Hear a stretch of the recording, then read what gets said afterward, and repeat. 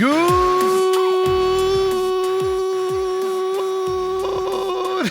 Friday morning. It's the main event. I was trying to hold it through that black screen there till I popped up. Woo-wee, it's Friday finally, folks. I'm your humble host, Stephen McCollum, 17-year NFL veteran. Dale Hellestrae is off today. He's in a member guest tournament there at his club, and he always looks forward to that. Him and his son-in-law, Scotty, even though he fails him every year, Scotty does, but still one of his member guest person there. That is this morning, so they're off doing that and everything. And then, of course, Monday is MLK Day, right? So a lot of people are off on Monday. Programming note, we are planning on being here. I don't know if you can tell by my voice. Feeling a little bit under the weather here last couple of days and a little bit worse today. So might be a weekend of me fighting off whatever's going around out there. We'll have to wait and see. But planning on being here on Monday at least here for the MLK holiday coming up. But we got a jam-packed show, right? We got the Final Four in the NFL, or Final Four games in the NFL. 8 teams here coming up this weekend. Some battles out there. We'll talk more about that. Of course, we talked about it earlier in the week. We talked about it with Uncle Lou yesterday in that 9 o'clock hour. If you missed Uncle Lou yesterday, don't forget, catch it. You can just watch the interview portion on our YouTube page where it's just him, his hour. And there's an interview section there on the YouTube page. Of course, watch the whole show here at Robat TV as well. Catch the podcast where Uncle Lou, his second hour is just there on the podcast as well. If you want to know a little bit more details on it, we'll get a little bit into it as well. Make our picks for this weekend. And it's interesting enough. I wanted to start the show. Well, let me just finish previewing the show first. Suns last night go down in Detroit. No Booker, no Jalen Green, of course. Hold on. I mean, dominate the first half, right? The Detroit just couldn't match their energy and their physicality. Then they started matching their physicality in the second half of that game. Suns ultimately go down. We'll talk a little bit more about that and kind of what I'm seeing this Suns team kind of morphing into right now. And I said it earlier in the week. Jalen Green might be coming back at the right time here on this road trip. I think some of these guys need a break, if you will. They need their minutes cut a little bit as they're kind of hitting a proverbial wall. We'll talk a little bit about that as well coming up. Cardinals got a late-night interview with somebody that a lot of us think should be their next head coach last night. Kind of interesting how that developed. We'll talk about that, of course, with the games this weekend. And golly, one team in Major League Baseball, they don't even need half these guys they're signing. It's like they're just collecting them. Well, got another big signing there for the Dodgers. We'll get into that, of course, today. I scoured the internet last night after that news broke. Tucker, of course, going to the Dodgers, $60 million a year. Now, there's some caveats. There's deferred money, etc.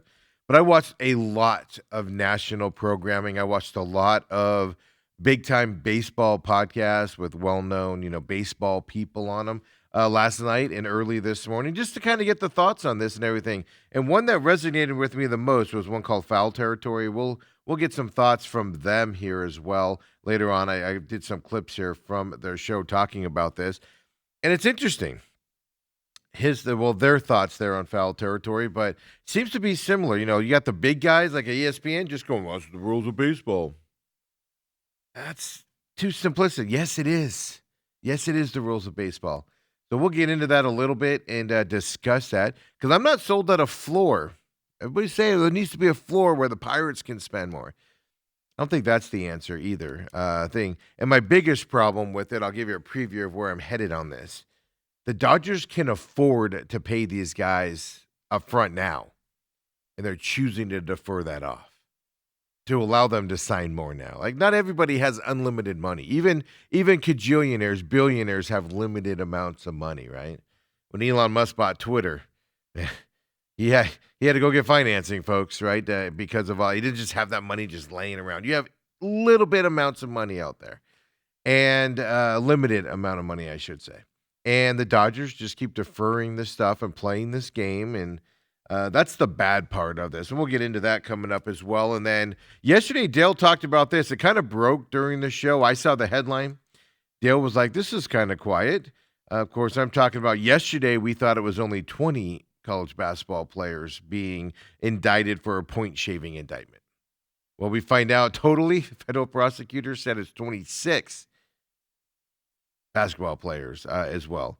20 former college basketball players specifically there. As I said, point shaving scheme, dozens of games between 2022 and 25. Here's the interesting thing. NCAA was part of this, NCAA games, but also the Chinese Basketball Association was also involved in this point shaving scandal. So we'll talk a little bit about that because, look, gambling's always been in the darkness. Then it came to light here, and everybody can do it. So now there's some restrictions, et cetera, on it. But, these FanDuels and DraftKings kind of turn people in when they see them. Like if an NFL player gambles on a site, they can tell where he's at, and they can report it, of course, to stay in the good standings with these leagues where they're big, sponsors of it and everything. I think we're seeing a trend here where gambling's going back into the darkness again. The bookies, right? They kind of have to go around the limitations of these players. So we'll talk a little bit about that coming up. Also today, big news in Team USA world for World Baseball Classic coming up. I think that's next year, right? I don't understand why they made this move, but we'll talk about that coming up as well as we get into that. So big show here today for us here on this Friday. Of course, Football Friday comes up here in the second hour of the show. I got you for this whole 2 hours here today as well. 2 hours, well, even if I can make it. You hear my voice is a little raspy today. I feel fine. Just my stomach since yesterday has just been in knots and a mess out there. So we'll have to see where we go. Robert chimes in. Don't forget, 623-252-6670. Text us whether you're watching us live here at Robat TV, on demand later on at Robat TV, YouTube, or the podcast system. Anytime it comes to our text line, we don't respond to the text line. We respect your phone's privacy there. But 623-252-6670, hit us up there.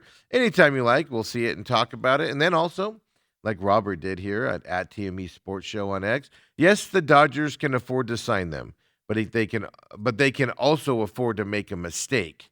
Only a couple teams can do that. Well, that's the point, yes. And we'll get into this nuanced conversation here coming up. And I say nuanced because reportedly, I'll just touch on it here at the top of the show. Reportedly, the Mets and the Blue Jays, I think, were the two teams on him. Of course, he played for the Cubs last year. Best free agent out there. I think he was the commodity everybody wanted if they're in the free agency world. And the Mets, the deal structures around kind of what the Mets were willing to do for him, from what I was reading late last night. Mets, though, they wanted a longer contract, that just ramped up at that point.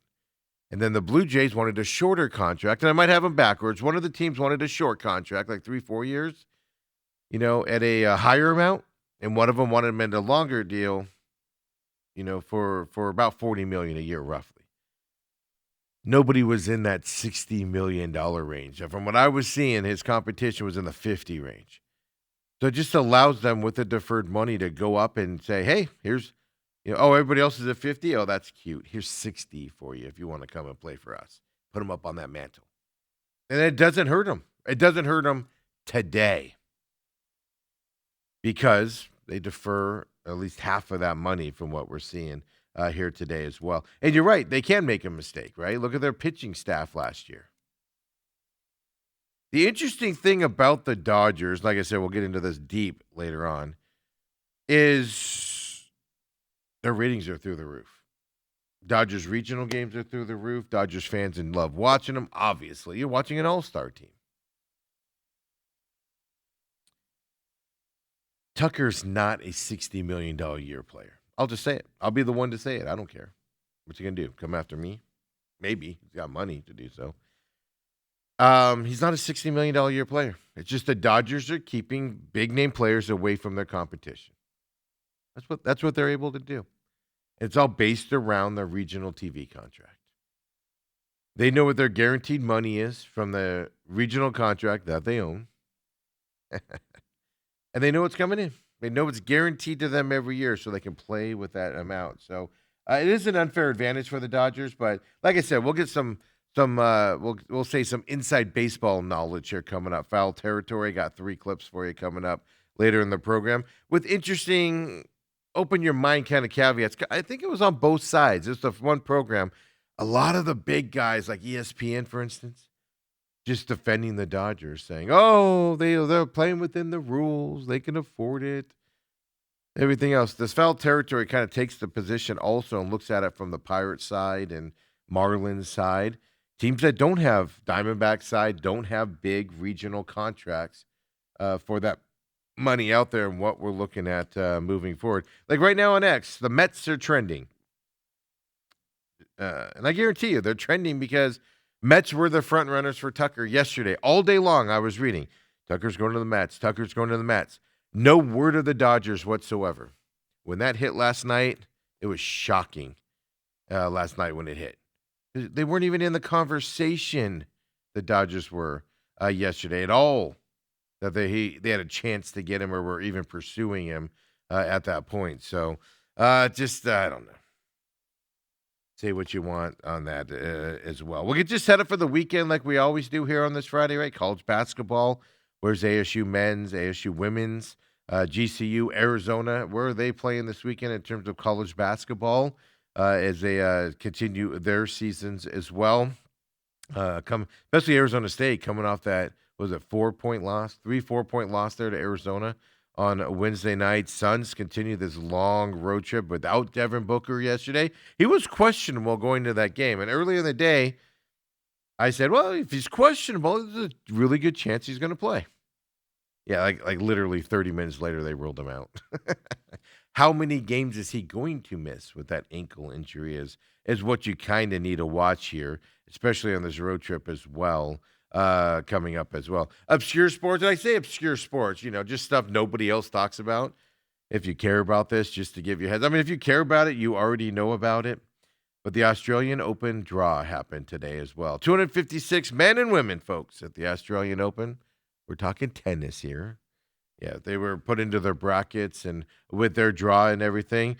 So it begins this weekend. The Australian Open does there in, I believe they play that in Melbourne, right? Melbourne, Australia, if I remember correctly, out there. Carlos Alcaraz, Aryna Sabalenka are the top seeds for men's and women as well. Jannik Sinner and Madison Keys are the defending champions. So just a little side note here. Just throw that out there for you.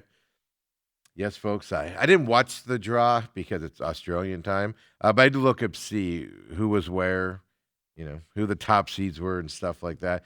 So you do have the Australian Open starting this weekend there in Australia as well. If you're a tennis fan going for it. I grew up as a kid, my grandmother, we go up to her cabin up there in the summertime, and it just a lot of tennis during the summer, especially New York early start times, Australia early start times as well. This time of year when we go up and visit her and things like that. So tennis has a soft part. It's not the same game it was before.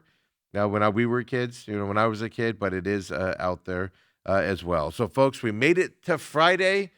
And here is what I was thinking this last night and even this morning. I've talked about this before. I agree with the coaches, the head coach of Georgia, that I'm forgetting his name right now. He says this. Other coaches have said it as well. I talked about this last year. The national championship game for college football is Monday night. I'm just going to tell you right now, find anything on that game on Monday night. Where's the hype for the national championship game? Now, if you're an Indiana fan, if you're a Miami fan, you obviously are very aware of this game coming up this weekend. You're very aware of it. Obviously, because your teams are in it. I ran into this last year, right? ASU got eliminated against Texas. Watched the next round of the games. And it's like you forget about the championship game. It's Monday night in Miami.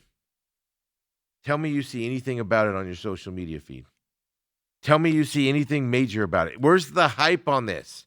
Obviously, you've got 4 NFL games this weekend. 2 Saturday, 2 Sunday. Basketball this weekend. college basketball this weekend. NBA played in Berlin yesterday. What was that, 1 p.m. our time or something like that? 11 a.m. our time yesterday? I was just driving around yesterday when I left here, and I was like, why am I getting basketball stats? I was like, oh, today's the Berlin game. This is ridiculous. You have all this hype up there. Only thing I've heard about the college football playoffs this week, to be 1,000% honest with you, is the SEC wants a 16-game format and the Big Ten wants a 24-game format. And those two are battling it out to see who will win that battle going into next year. That's the only thing I've heard on a national level on the college football playoffs. SEC wants 16.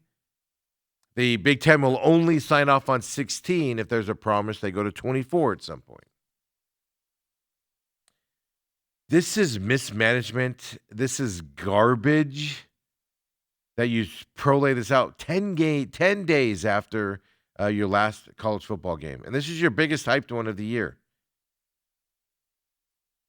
One of the, if not the best teams of all time, one of the best, deepest, darkest teams coming up on Monday of all time. Nothing is being talked about it on a Friday beforehand. I know a lot of people are going to go, oh, it's Monday, so they can talk about it on Monday.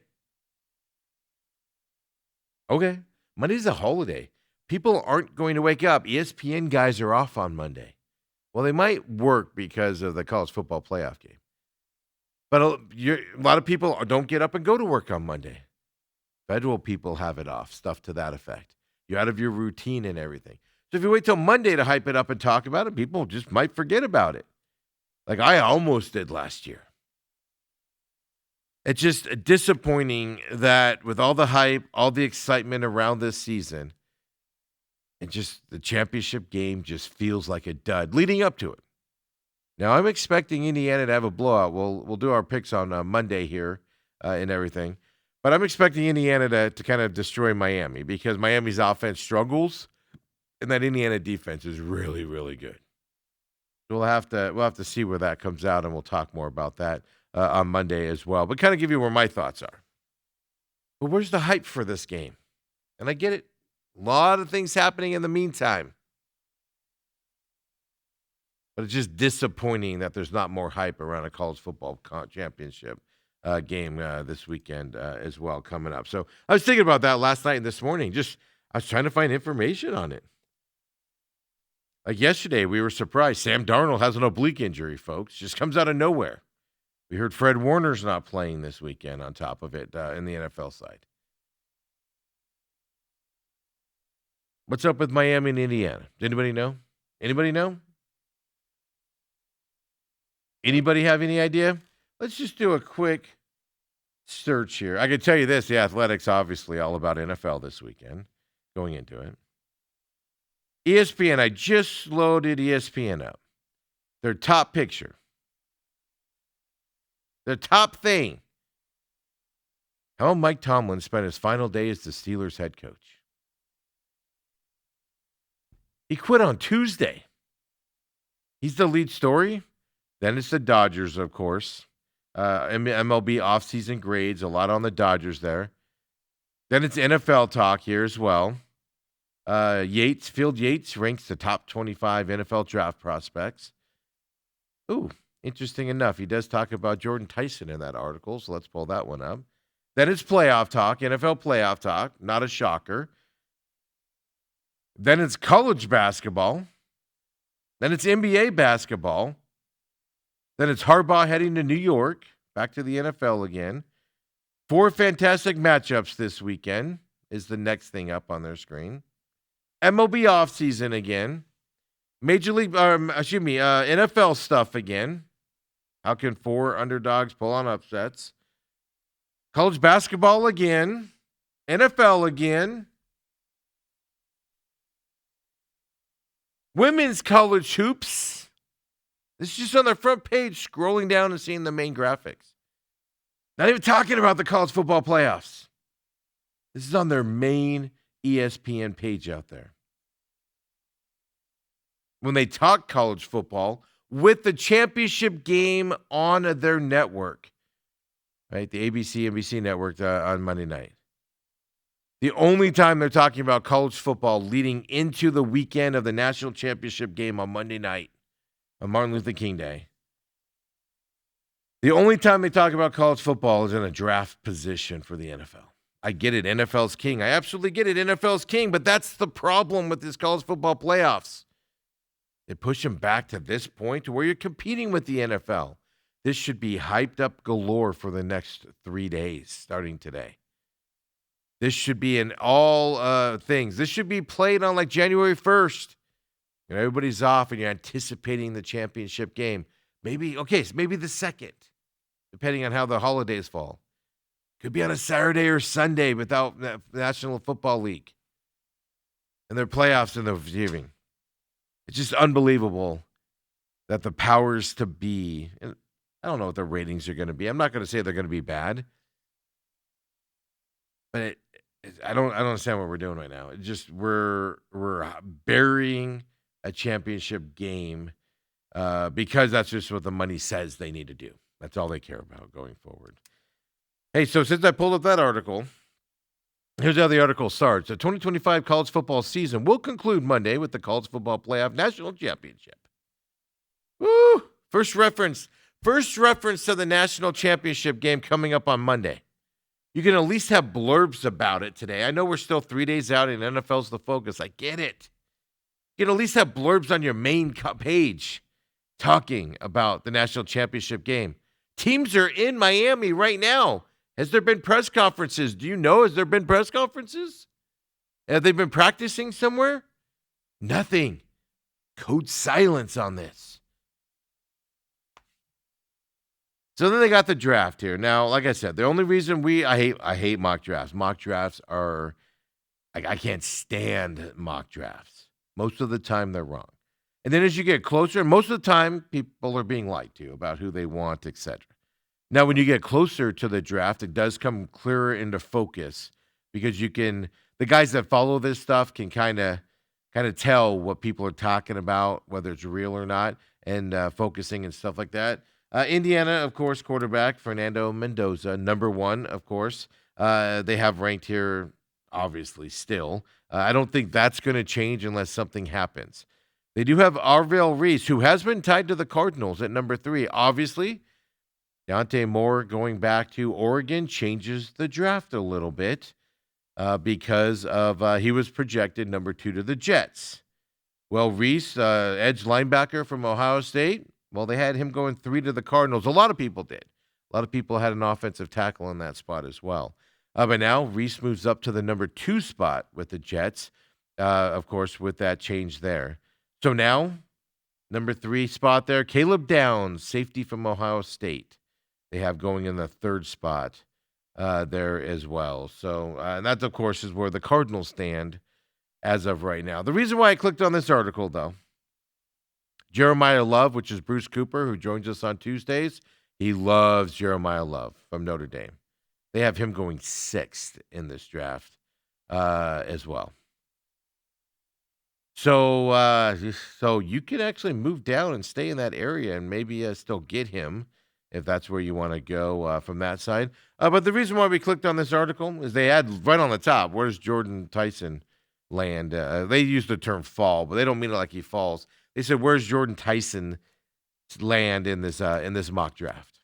And I'll tell you, number 8 right now, Jordan Tyson, wide receiver, Arizona State as well. Now, they do say, there's a debate on the best wide receiver in this draft. Is it Carnell Tate from Ohio State? Is Jordan Tyson the number 1 receiver in here? So they're basically going to be 1 and 2 wide receivers off the board. Who goes first? Who goes second? It's going to be kind of a watch thing coming up as well. But they're both projected to be top 10, top 11 receivers coming out as well on that side. So much so, they have Jordan Tyson at 8 here in this one, and they have Carnell Tate, their wide receiver, Ohio State, at number 9 coming up as well. Interesting enough, this just caught my eye on this mock draft. I know I'm not going to spend too much more time on the mock draft. We just saw it pop up and said Jordan Tyson. I went, where do they have Tyson projected at? I wonder in the workouts leading up to the draft, How much attention is going to be paid to Jordan Tyson's thigh, his hamstring, that he pulled multiple times this year? Is it going to look healthy? Does it look damaged, scar tissue? It's going to be interesting to see kind of what the perception. Obviously, if he's drafted 8 or 9, they don't care about it. They think it's healed, and they're moving forward. But look at this. Indiana, Ohio State, they have ranked at 2. Ohio State player at number 3 right now. Then you got a Miami player there. The one that was projected of the Cardinals there, number 61 for Miami. Mayawago. I'll never be able to say it. I apologize, sir. I apologize. Forgive me for mispronouncing your name, right? Then that big edge there at Texas Tech, David Bailey's there at number 5. Then Notre Dame, Utah, Arizona State, Ohio State. And then number 10, they have Sonny Styles, linebacker at Ohio State also. That's 4 of the top 10 they're projecting to be Ohio State players going into this draft. Just caught my eye. Just caught my eye a little bit here as I was just fumbling through that. So Jordan Tyson still highly ranked receiver there as well coming up in this draft. Like I said, I just clicked on that just because it caught my eye with Jordan Tyson's name on there and to see where his projection is at as well. So, it's an interesting thing and just a thought process there. On the national championship game. There's a chance. Might forget to tune in and watch it, to be honest with you. It's so quiet around it. Now Monday is going to be follow up on NFL stuff for the national shows that do work coming up on Monday on Martin Luther King Jr. Day. Kids are out of school, government stuff is shut down. So the shows that do go, they're going to talk, of course, NFL over the weekend. How much are they going to put into? Now, ESPN will because it's on their network. But everybody else, how much are they going to put into this college football playoff? I think it'll be interesting to pay attention to from the business perspective of things as well out there as we're dealing with that championship game. Other college football note, just a heads up, because why are we going to talk the game if nobody else is? Why are we going to hype it if nobody else does? I also think it's going to be a blowout type of game. You know what? Let me take a look here really quick. Let's see what the spread is right now for that Monday night. Now, nobody's paying attention to it. I'm sure some sharp bettors, meaning the professionals out there, I'm sure they've got their early bets in if they like some numbers and things to that effect. But has the line changed at all? And, of course, got to scroll way over on the gambling sites to find it as well. Yeah, it's moved. I think it was 7.5 opened Indiana, right, as favorites. Well, it's 8.5 favorites for Indiana right now as well. Over under 47.5. So I believe it was 7.5 as an opener. So it's moved a full point if that was the case toward Indiana. I think that's right on the money, to be honest with you. And not right on the money in terms of the spread. I just think Miami's going to have a hard time staying in this football game. Let's just put it that way. Coming up. Maybe that's why they're not talking about it. Is the good side of college football is now out as well. Other quick things, Australian Open, I already told you, starting this morning and whatnot. This caught my eye as well. Me and Dale have been talking about it. We do talk golf here on this program, Dale being a huge golf person. Me, not so much. I'll pay attention to tournaments while they're happening. I'll have them on the weekend, but I don't watch, from tee off to tee down, whatever, to last putt in. I don't know what I'm trying to say there and everything. But, I do pay attention to it. It's fun to have on the weekends, while you're milling around, doing stuff around the house and things to that effect. So we told you, Koepka's gone back to the PGA Tour. We'll be playing in the WM Open here coming up for him as well. Then it came out that DeChambeau, Cam Smith, and Jon Rahm, they say they're staying on the LIV Tour for another year. They have contracts. DeChambeau's contract expires this year, and that's what I kind of wondered. Koepka's contract was up, so he left the tour. I didn't know what kind of cancellation clause the other guys had out there, right? So they say they're staying there and everything. They're going to negotiate and get the best deal that they can. Then Rory came out. Rory came out yesterday, and if you know anything about the history of PGA Tour and the Live stuff, Rory's been the most vocal against the Live Tour and the guys that went over there. He's never been a fan of Live Golf, doesn't like anything about Live Golf, and constantly attacks it. Not just Live Golf, but also the players that went over there, like animosity toward those players as well. So he was talking to Telegraph Sports, which I know most of us haven't heard about. I looked them up. They're actually out of London, right? Is where they're at.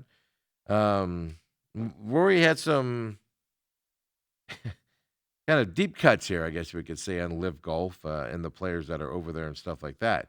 Well, as we know, Live lured many of the big name PGA guys, not a bunch of them over there. I just told you. Koepka's back, but you have DeChambeau, Cam Smith, and John Rahm.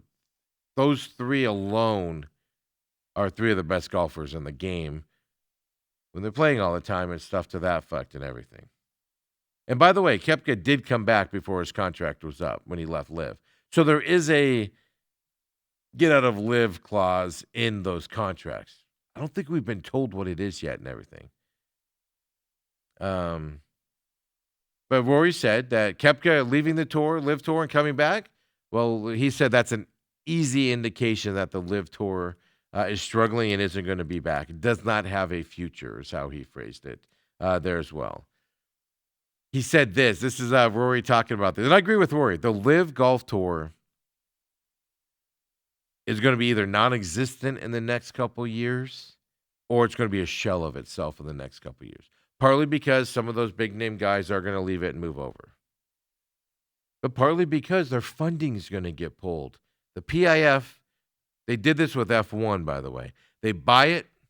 They buy their way into something. They lose trillions of dollars in a few years, and then they pull their money out because it didn't work out. They have the PIF, that Saudi Arabia fund, has a history of doing these types of moves, right? Here's what Rory said. It's not, and I'm not going to do an accent. I'm just going to speak like I do. It's not as if they have any huge signings this year, is it? They haven't signed anyone who moves the needle, and I don't think that they will.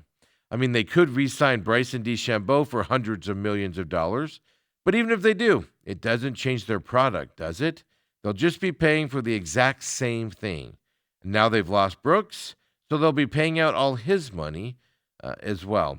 So, I mean, Rory's exactly right. From a business sense on Live, forget about the egos and, the golfing side of things. Even if they re-sign John Rahm, Koepka, DeChambeau and Cam Smith, the tour will be exactly the same if they re-sign those three as it is today.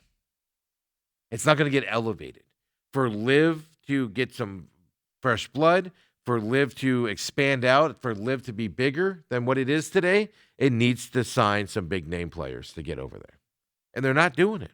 They're not pumping out the same dollar amounts that they were early on to lure guys over to it and get started. Live will be gone here in the next couple of years, or at least be a shell of itself here coming up in the next couple years as well. So, and most of the guys on the Live Tour, to be honest with you, they're just going to retire and go off. They're all older, right? Zach Johnson's older. Obviously, Mickelson's older. It's just guys like Mickelson were untouchable in the golf world. People loved Mickelson. Yes, he made a ton of money going to Live, but that's what you're looking for, but you hurt your reputation overall. Koepka knows his reputation has changed and is damaged. 5-time tour winner, Brooks Koepka. He knows his reputation's been damaged in the eyes of not just golfers on the PGA Tour, but fans as well. And he said that in his press conference. I have to rebuild that trust with people. So he went over there, took that money, took that hit. Okay, you can live with yourself in your side. I'm not saying you have to worry about your public image or anything. You don't have to. But that if that is something you care about and something you pay attention to, you've damaged it moving over there. all off of hate and stuff to that effect out there. So interesting little side note that came across the table earlier today as well that caught my eye. So folks, when we come back, let's talk that 26 player, I guess we should say, it's 26 person indictment. Just get you updated to speed on that. It's a warning signal. I talked yesterday about NBA refs, how they're manipulating the game. Anybody watch the Suns game last night? I swear to God, how many times did they go to the table to look at something? Seriously, how many times? It's unwatchable. It's forcing this game down with the flow and all of that stuff. And then we have this thing. It's going to be interesting to see as we watch it. So come on back, folks. The main event, Friday edition.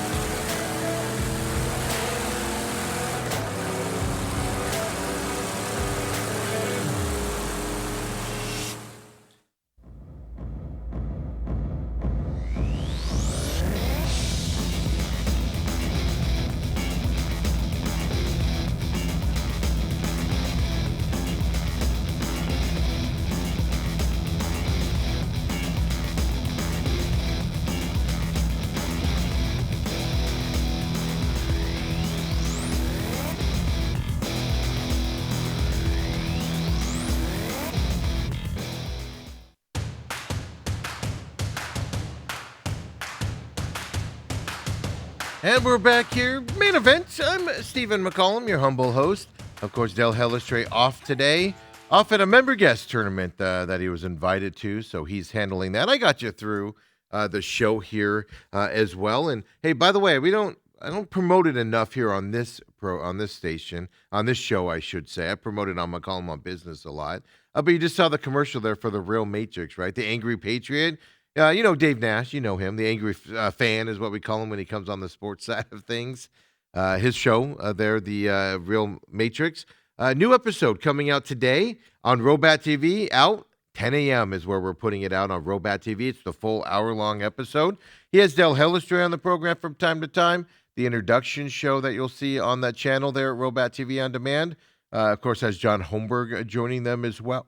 He's got some other guests that come up. But episodes are rolling out on Fridays this year at 10 a.m. here at Robat TV. It'll be out on the other platforms, the YouTube page for our production company. It'll be out around noon from that side. And then, of course, your favorite podcast system, Apple, Google, Spotify. It'll be out around noon as well for you there.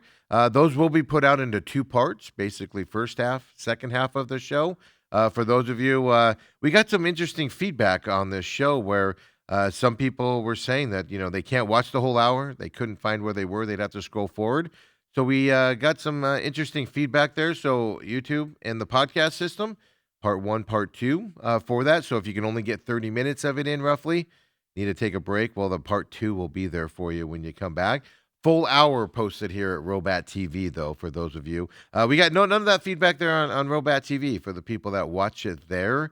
So we're just going to keep that the hour. But 10 o'clock here coming up today, new episode 13 here of The Real Matrix. And then, of course, noon for YouTube and that as well. So Angry Patriot, I asked him, I said, man, what do you want me to tell people? What are we going to tell people about this program? Because it's about, what's happening in the world, and he wants to open your eyes to perspectives out there. He doesn't lecture you. He brings you conversation, does a lot of clips on, I guess you could say professionals in those fields and things to that effect. He just wants to present the information and let you make your decision, you know. So I know early episodes were 9/11. He's got a polio one coming up, Maui Fires one coming up as well. And in terms of his production that he's working on. And folks, he just wants you to keep an open mind. So if that interests you, if that's something you're interested in, tune in and catch that as well. Episode 13 today, or go back and watch an earlier episode as well for you, man. He's excited about it. Good feedback from it. The Robat TV audience has been crazy big for him. I'm actually kind of might be a little bit jealous because he's hitting the main event numbers here pretty quickly here at Robat TV. Early on, he was doing that, and I know it's a different program. I'm giving him a hard time, but you know, it's fantastic reporting here at Robat TV. We need to get those YouTube and podcast numbers up as well for him. And people as they find it, I'm just going to tell you guys, people that have found it, people that have looked into it, generally the feedback has been that it's been good. They like the programming and stuff like that. So check that out here. 10 o'clock here, Robat TV, noon on all the other sites here for episode 13 as well. And of course, you can find all of our programming here. The production stuff that me and Kobe and Riley's team does here, and Ethan's. We do have that YouTube page for our production stuff for the main event, McCollum on Business, the pit stop coming back shortly as well. Racing starts here at the end of this month. So Pit Stop will be back for its year of racing shows coming our way. NASCAR, Daytona 500, early February. Indy 500 or Indy 500. IndyCar comes back in March. And the interesting thing about that, first race here in Phoenix this year in March. Not the first race, but the first time they come to Arizona here in March. IndyCar's racing that Saturday along with the Xfinity Series on NASCAR. And then, of course, the Cup Series on Sunday as well. So we have a double header coming our way pretty early here in the season here in March here at Phoenix Raceway. So it'll be interesting to see. So if you like racing stuff, follow me at the Pit Stop Talk. Make sure you have the in front of that. The Pit Stop Talk is the social media pages. You can find the podcast version on all your favorite podcast systems at that same handle. Then, of course, YouTube and here at Robat TV as well. We'll have more on the programming side of it, when shows will come out and all of that here in the next couple weeks. Working out some details and trying to get some guest hosts in here and things to that effect. Trying out some people that want to be involved in that show, making sure it's a fit. So we'll have some announcements coming up here soon as well. But hey, we got the main event, McCollum on Business. We'll be here at 11 o'clock today as well. Don't forget, we're doing that thing with McCollum on Business right now. We're trying it out. Monday, Wednesday, Thursday, Friday, 11 a.m. live here at Robat TV. It's on demand after that on YouTube here in Robat TV.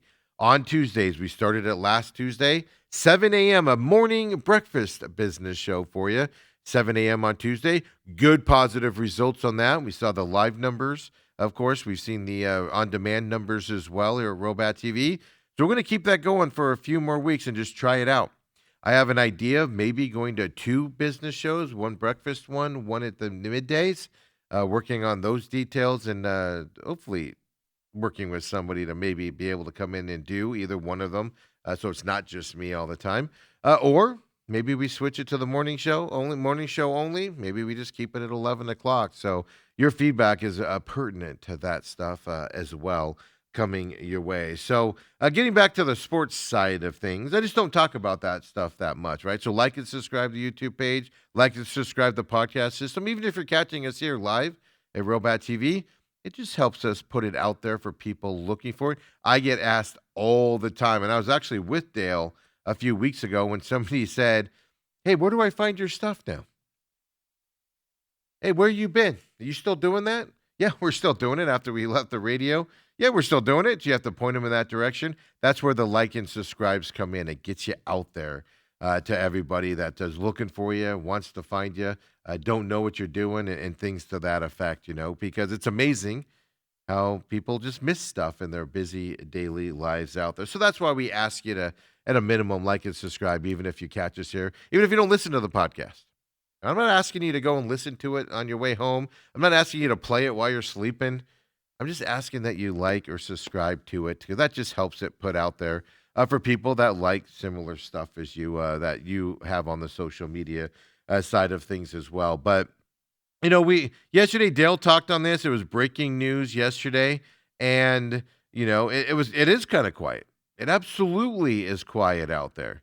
But officially now, 20 former college players, that was what came out yesterday, but it's 26 people in all, 26 men have been indicted by federal prosecutors, no less, for point shaving in college basketball.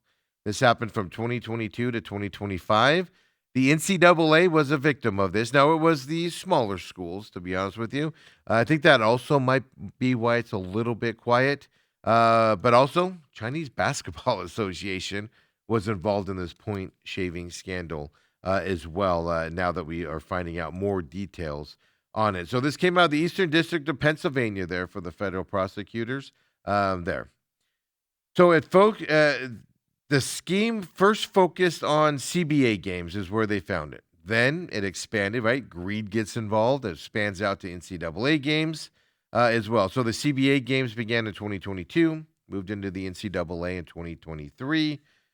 17 NCAA teams, at least 29 games were affected with this point shaving scandal as well.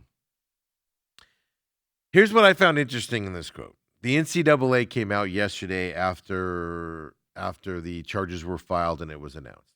Here's the NCAA quote that they said yesterday after the announcement. Much of the information in the indictment was not entirely new information to the NCAA. They've known about it? What did they do about it? Did they do anything about it? The NCAA did say they've already been investigating dozens of current and former players at that time. I can tell you one thing. The feds don't share information. We saw that in the NBA scandal, right, with Chauncey Billups and the player from Miami. The federal prosecutors don't tell you anything when there's an investigation going on because they got to find out who's in it and stuff like that. So that tells me the NCAA knows about it. The NCAA knew about it. What did they do about it? Are they just investigating it?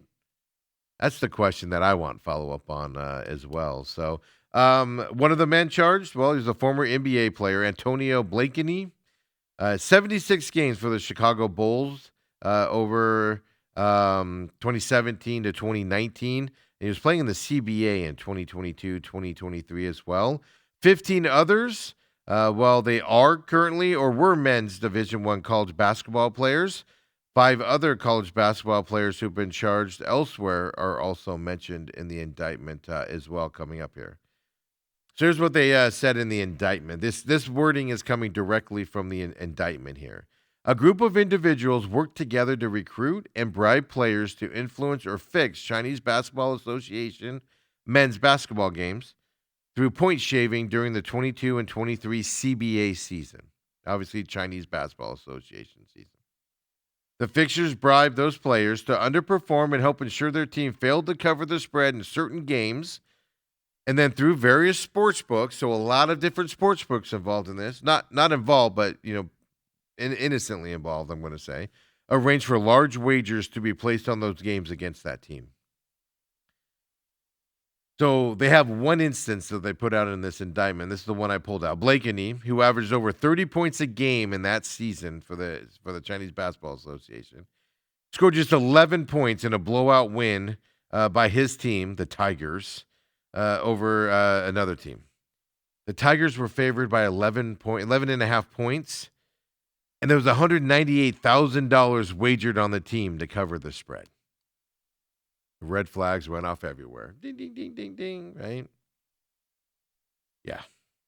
So what I'm saying here is this is 26 men indicted in this move. Now, this is lower tier Division I, NCAA, right? It's not Duke. It's not any of those big schools. Illinois State, those types of schools is where it's at. And then, of course, the Chinese Basketball Association. Eastern Michigan, for instance, as those are the types of schools we're talking about here now. But then it goes to my point here of what we talked about yesterday. If you didn't see my talk here on the NCAA and the gambling thing, it was about 8:45 or so I talked about it, right before Luke came on at the top of the hour there. Points being scored is lower this year in the NBA. Points being scored by NBA teams has plummeted over the last month based off of whistles. I brought up the point, Brooks getting that technical foul in the third quarter against the Heat. Then it's rescinded after the game, causing him to play different.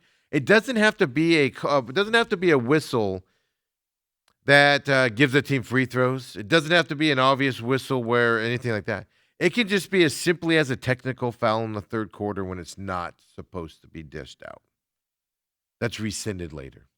That'll change the way people play their basketball game. It can be as obvious as that fourth foul being called early in the third quarter, so that player has to sit down. It can be that. It can be as subtle as not allowing them to play early or letting them play early and then calling the whistle later. There's 1,000 scenarios here. And like I said, it's not like we don't have precedents here in the NBA where referees have done things to favor themselves.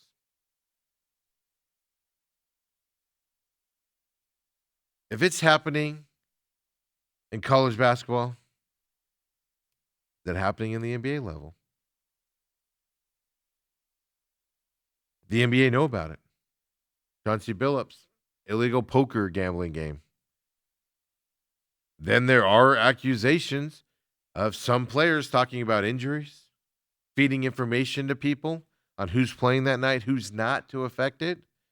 Those are the players' side of things. Here's my question that I'm floating out there for you. And I'm in no way saying referees are on the take or anything to that. I'm not going to that level like I know a lot of people do these days. Every time a bad call happens, somebody should check his bank accounts. Folks, if they're cheating like that, their bank accounts aren't being flooded because they do check them. They do that stuff. But are they fixing these problems?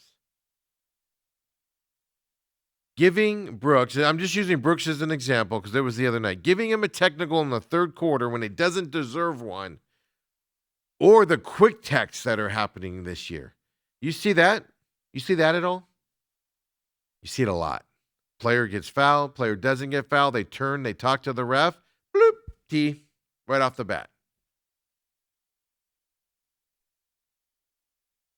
It affects the way these games flow. Constantly going to the sideline and the ref bending over with his palms on the desk and tapping that 1970s microphone there. Oh, we're going to review the play for, was it an egregious call or however they phrase it. Then they disappear for 6 minutes off to the side. Then they come back and they go, upon review, it is the obvious deemed foul here. So we're going to change the call. Doing that constantly changes it. My one that drives me the nuts is when they go and look if it's a flagrant foul when they don't even call a foul on the court. Like that is ridiculous that you allow even that to happen. You shouldn't look at it as a flagrant unless it's a foul on the court. Because a flagrant is called a foul, folks. So how do you go look at it on the camera and you don't see it on the court?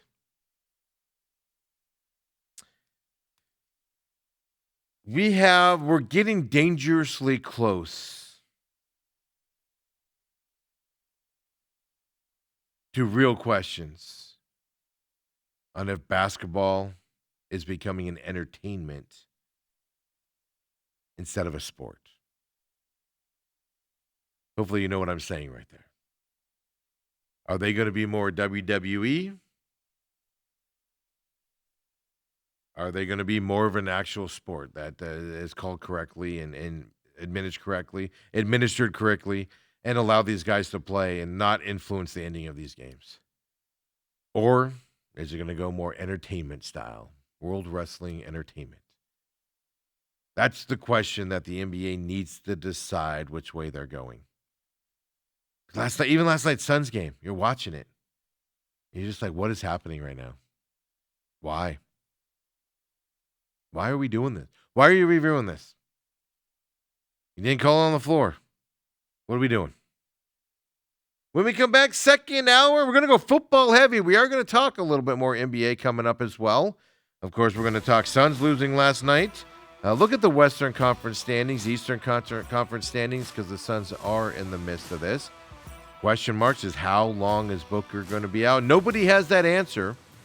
They don't play the Knicks till tomorrow night, but we'll get you set up for the weekend. I'll tell you what Arizona State, Arizona men's basketball is doing this weekend. I'll tell you what ASU women's and the GCU men's is doing this weekend as well. Get you ready for the weekend in case you don't want to watch that Australian Open. That starts this weekend as well. And then, of course, big football talk with the NFL. College football doesn't care about their championship game. Yeah, why should we here on this Friday, right? I spent enough time on it. Talk more about that on Monday, or maybe we won't. Maybe we'll just ignore it on Monday, too, and just talk about the end of the game on Tuesday, since they want to make it non-existent. I digress. Come on back, folks. Second hour main event coming up next.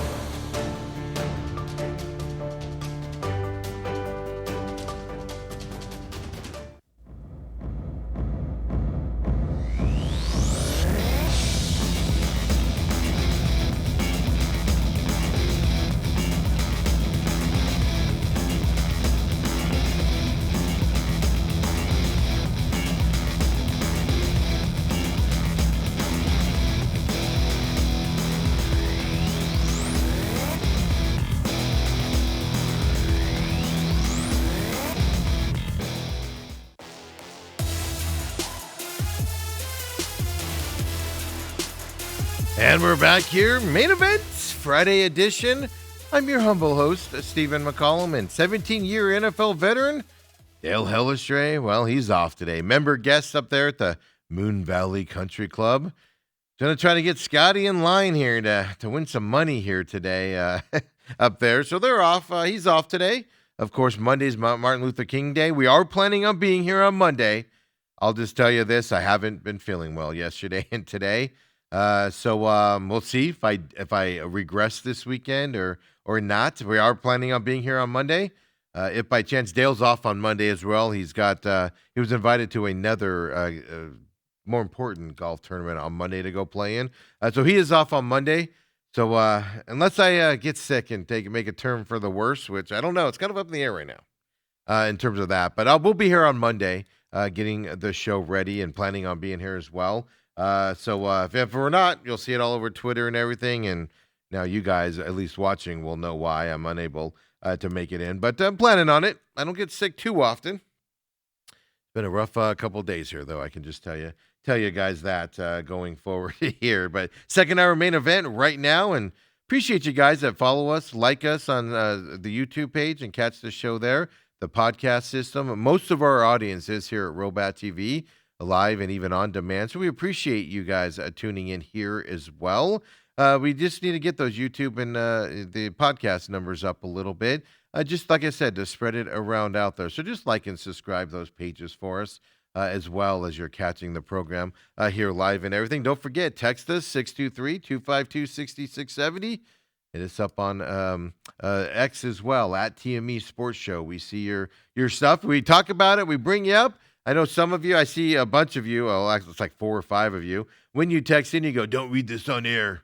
Well, as you guys know, I do read them. I just don't tell people who you are. Some of you just have phone numbers. You can name yourself on the text line, but some of you just have phone numbers, and we leave that obviously anonymous. And we don't respond on the text line either, because somebody said that to me a few months ago. Well, I don't text in because I don't want a bunch of texts back. You won't get one single text back from us, folks, on your phone. Ever. It's not set up that way, for one. And then 2, we respect your privacy on your phone side. Now, Twitter, you might see a response, right? And things to that effect. But on the text line, all private. We respect your phone and all that. If you're like me, you get a lot of spam stuff. You don't need something from the main event coming over, promoting something or anything to that effect.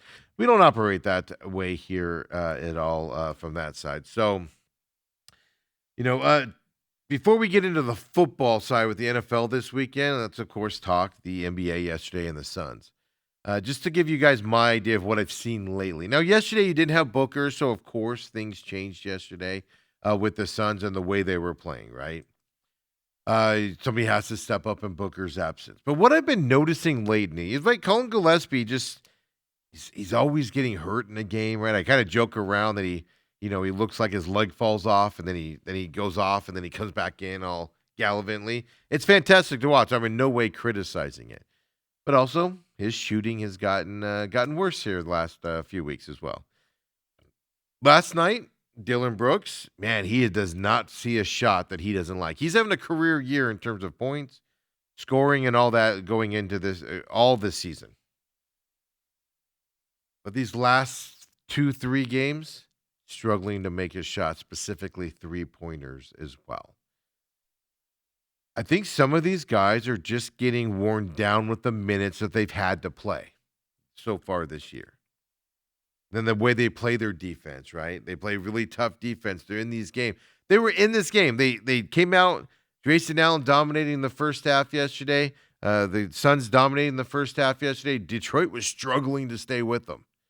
Detroit ends up getting the win at the end. Kind of a wasted opportunity against a good Detroit team who's leading that Eastern Conference. But that's why I said earlier, Jalen Green coming back on this road trip is huge. I think some of these guys need to get a break. And what I mean by that is not they got to sit out a whole game. But Jalen Green coming back into the starting rotation is obviously going to change the rotations. It's going to take some pressure off of Dillon Brooks to score some points. So he can go back to being what he was earlier this year, where he's taking the good shots and scoring multiple points, multiple ways in a game. But he's relaxed a little bit more and going out there. He doesn't feel like he has to do it. Going to allow Gillespie to get a little bit less minutes out there. Not that you need to take minutes away from him, but if he needs a break, right? Give him 5 less minutes a game, 10 less minutes a game for a few weeks. Get him in that rotation to where he's fresh here as we get closer to the season. That's a trend that I've been looking at here with the Suns here over the last 5 games. Last night without Booker, it changes it a little bit, as I said. I'm willing to forgive last night, Brooks shooting for Ray last night, a little bit different. Because you had to make up points with Booker being out. How long is Booker out? It's the bigger question right now going forward. When's Jalen Green actually going to come in and start? I know he was ruled out last night for Detroit a few days ago. Has he been ruled out for the Knicks game yet? Or is we getting that much closer to him coming back as well? I'm looking it up here real quick.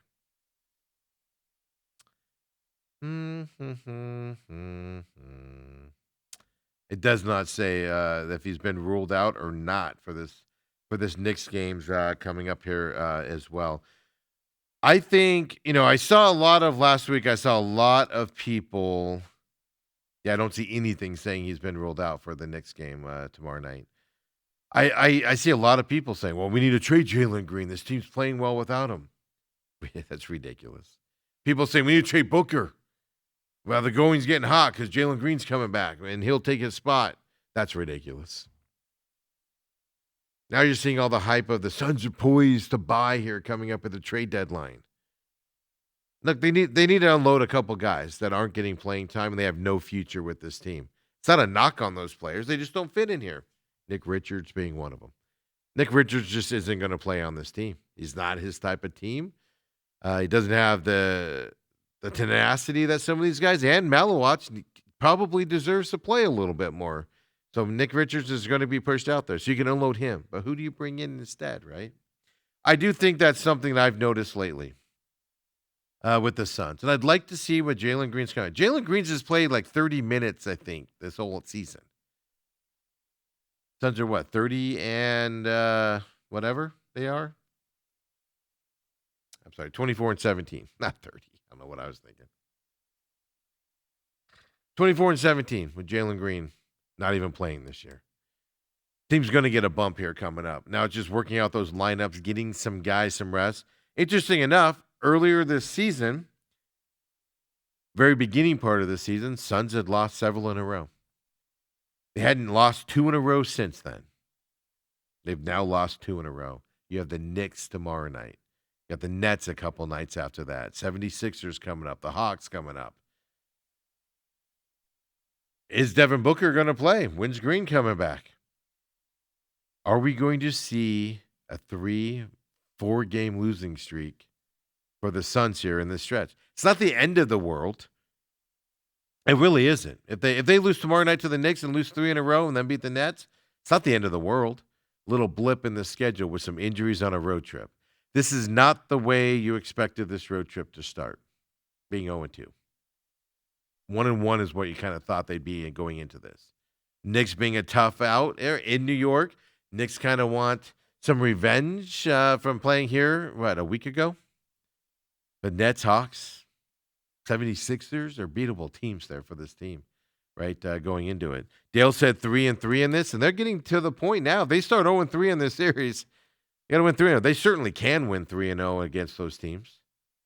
Absolutely, they can. You're just putting extra pressure on yourself at that point as well coming up. So just something to keep in mind on, and obviously we'll all be watching and paying attention to Booker, where we stand with his ankle. When's he going to be back? If Jalen Green's coming back earlier, I don't know. I might toy with the idea of keeping Booker out for an extra game or two, just to make sure it's healed up.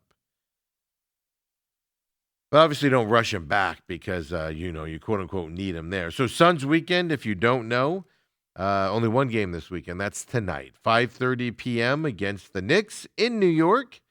I'm sorry, that's tomorrow. Today's Friday. I was thinking today was Thursday. Saturday, 5:30 p.m. Suns-Knicks in New York coming up. Only game this weekend. Then they play again on Monday against the Nets there at 5:30 p.m. So one game this weekend for your Phoenix Suns.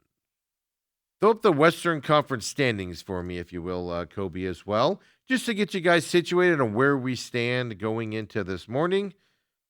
Obviously, Thunder, Spurs, Nuggets, all in those top 3 positions as well for them. The Timberwolves, not too far behind the Nuggets and Spurs right now as well for the numbers that we are at.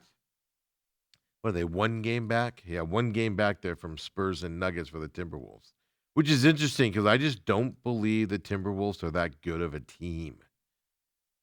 But maybe that's my biases against Minnesota, right? Lakers there as well. Then you got the Rockets in the 6th spot. Obviously losing 2 for the Suns have.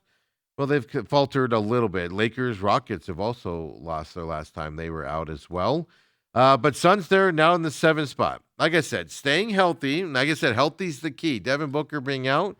If Devin Booker has to miss a ton of time, especially without Jalen Green, well, this team's going to struggle for that to compete for that 5th and 6th seed. They're in the 7th seed right now, but, you're knocking there. Golden State Warriors in the 8th spot, kind of knocking on that door. I do think the Suns, barring any major injuries, will be a 7th or 8th seed minimum going into the playoffs. If everybody's healthy and they keep playing the way they're playing, Suns can compete for that 5th or 6th seed in the Western Conference. I don't think they can get much higher than that. I do think they'll compete with the Minnesota Timberwolves. I just think the Timberwolves are matchup problems for some other teams. I don't see them going on a huge losing streak. But definitely the Suns can compete with the Lakers and the Rockets for that 5th and 6th seed. And maybe you can push the Lakers or the Rockets into that play-in game, and you manage to avoid it coming up, right? But that's obviously for the future side of things as well. I mean, look at this. The 10th and the 11th seed right now, right? 10th seed obviously is play-in game. 11th seed right outside of it. But we'll include the Mavericks in the 12th seed here just for what I'm about to talk about. Suns have 24 wins already this year. They're 7 games up right now on that 10th and 11th and 12th seed. Suns are going to make the play-in game barring their health and if they stay healthy for their main characters there. You're just not going to be a 9th and 10th. You're not going to be a 9th and 10th seed, I don't believe, unless you just lose and tear things up and go backwards. Going to be a 7th or 8th seed going into it, which gives you better options to win the play-in game and get into, of course, the playoffs if you're a 7th or 8th seed as opposed to the 9th and 10th seed here as well. So, fans, save up your money for the playoff tickets coming up. Since the Suns are playing the Eastern teams right now, let's throw up that Eastern Conference standings as well for your Phoenix Suns. Now, this is what's interesting. They've obviously just played the Pistons last night. Pistons are the best team there in the Eastern Conference. Suns had a chance to beat them. Weren't able to put them away late into that game. They play the Knicks tomorrow night at 5:30 p.m. Their only game this weekend while we're away until Monday, of course. They do play Monday. But the Knicks right there, right? Third there. Knicks were just here, and the Suns, I thought for 3 quarters, the Knicks Suns game was like a playoff atmosphere. And then it kind of fell apart, and both teams kind of struggled, and the Suns were able to get that win at the very end here against the Knicks. Knicks being at home is going to be a different story. The Suns are going to have to play pretty dang well for all 4 quarters in order to compete against the Knicks. The Knicks are beatable, don't get me wrong, but they're third there in the Eastern Division. Then, of course, on Monday, you play the Nets here coming up. Nets, well, way down there in the 13th spot, so obviously a winnable game on Monday for the Suns as well. Then you got the 76ers coming up on this road trip. Well, they're in the 5th spot here with 22-17. They can beat the 76ers there. We'll have to see, where they stand when they get to that point. Then, of course, they wrap up there with the Hawks. And you have to go clear down to the 10th seed here in order to play the Hawks. So 2 really beatable teams for the Suns and 2 competitive teams for the Suns. One being the Knicks is going to be harder than the 76ers. Coming up for the rest of this road trip. But it comes down to when's Green going to come back in and how long is Booker going to be out coming up here in terms of the Eastern side of things. So something to pay attention to this weekend on the NBA side of things. Since we're talking basketball here, we'll just go ahead and tell you here, Arizona State men's basketball. Well, they just got done with Arizona on Wednesday. Doesn't get any easier for them, folks. They just barely lost that game, right? They fought back. They had that lead at halftime. At the end of the second half, or then Arizona went up. I think Arizona was up at one point by 12 points, if I remember correctly. And then Arizona State fought back into that game, ended up losing. What was that final score? 89-82, right? Or something to that effect for them. So got back into the game, competitive at the end. Fantastic outing, a surprise outing for Arizona State when Bobby Hurley and his team. He had his little freak out and uncontrolled moment with the referees there. About 9:44 left in the first half for them. But now here's the problem: they're going to 7th ranked Houston on Sunday to play them. Yeah, Sunday 4:30 p.m. Over there in Houston. I'm not going to call this one a blowout. Since Sun Devils played Arizona really close at home. But this is going to be an uphill battle for the Arizona State men's basketball program. Let's throw up the standings here on the Big 12 men's here, just so everybody knows. Obviously, Arizona leads it here, 4-0 in the conference, 17-0 overall at that point. BYU, studs. We saw them play ASU and just dismantled ASU, about a week and a half ago or so. 4-0 start in the conference for them. They've only lost 1 game on the season. They're 16-1 for BYU. Houston, of course, Arizona State's opponent coming up on Sunday this weekend. 4-0 in the conference, 16-1 as well. It doesn't get any easier, right? You got Iowa State, 3-1 in the conference, 16-1 overall for them. UCF, Texas Tech. West Virginia, who's next up for Arizona State after Houston as well. Well, West Virginia's 2-2 in the conference, 11-6 overall for them. So you can see 1-3 in the conference. Arizona State is 10-7 overall at this point, with just a really tough game coming up in Houston this weekend and on Sunday. And this is going to be interesting to see where we stand. They play, of course, Houston on Sunday, 4:30 p.m. Then they play West Virginia here at home Wednesday at 7 p.m. Over there at the Bank. And then they got Cincinnati coming into town. And look, folks, look where these teams are ranked at, right? Cincinnati's ahead of them as well, right? In that standings, they're right behind them actually. 1-3 also, 9-8 overall. So maybe a break there against Cincinnati. Then you got UCF coming up as well. Then of course the Arizona comes up here to Arizona State, Utah, who's at the bottom of the Big 12, at Colorado, which Colorado's up there in terms of the rankings and their skill point as well. They do play Texas Tech coming up on my birthday, February 17th. So I don't think I'm going to get a birthday gift of a win there with Texas Tech being right now 15th ranked coming into Tempe. So that's where the Arizona State's men's program stands as of right now. The women's side of things, of course, started the season, undefeated. 16-2 now for the women's side of things, 3-2 in the conference. They obviously struggled against a top-ranked TCU team recently.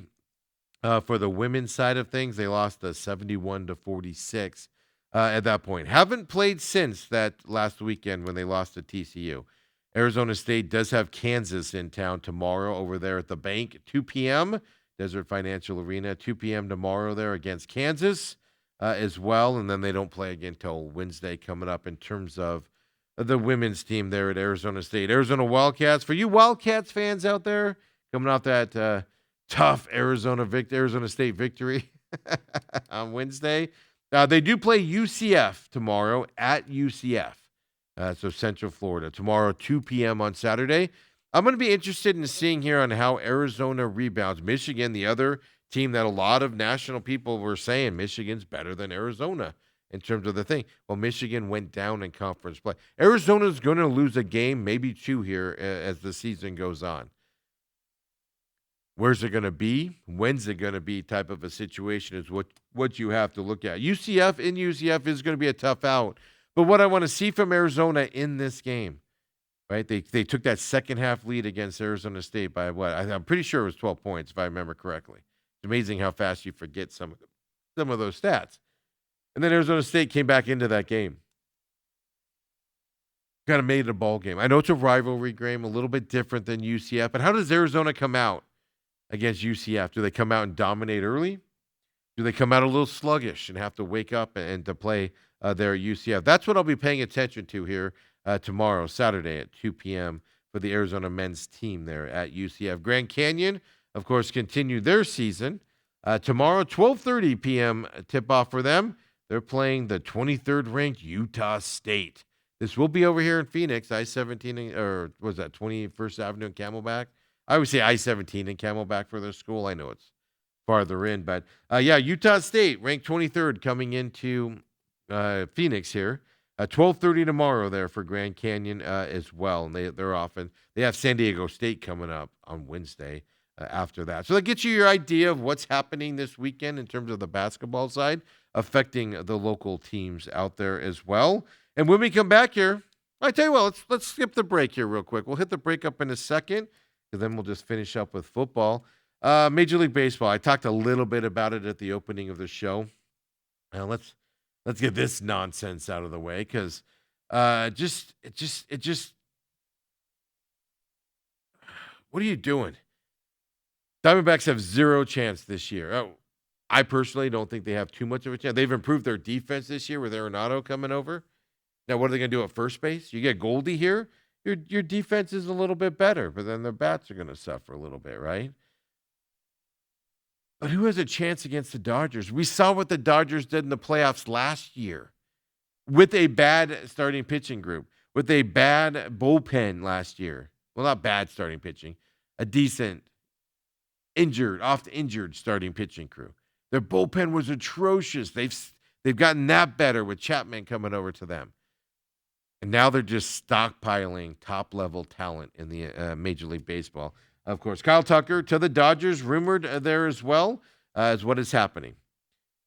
Before we get into the deferred payment side of things for the Dodgers, this is what upsets me more. If the Dodgers want to spend $60 million on a player, if they want to spend that amount of money on Ohtani, if they have that kind of money, cool, buy it. It's within the rules. What I don't like what the Dodgers are doing is the deferred payments. It just feels like, I know it's within the rules. Let me be clear. It's within the rules. I get it. It feels like they're skirting the system. And what's the argument? Well, your team can do it too. Your team can defer payments. Dodgers' income from their regional TV package over there in LA is more than anybody else, including the Yankees. That's why they're able to do this type of stuff.